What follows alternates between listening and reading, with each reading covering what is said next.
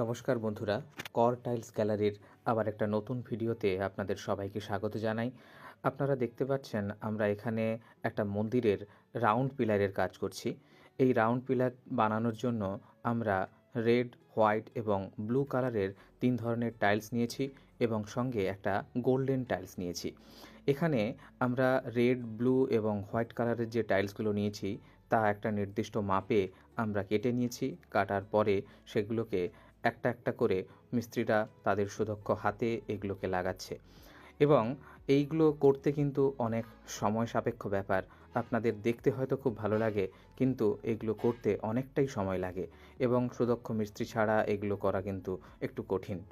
আপনারা সবাই কমেন্ট করে জানান এই যে ডিজাইনটা আমরা বানিয়েছি এটা কেমন লাগছে, এবং যদি কারোর প্রয়োজন হয় যে এই ডিজাইনটা আমরা কোন মাপ নিয়ে কিভাবে বানিয়েছি তার সম্পূর্ণ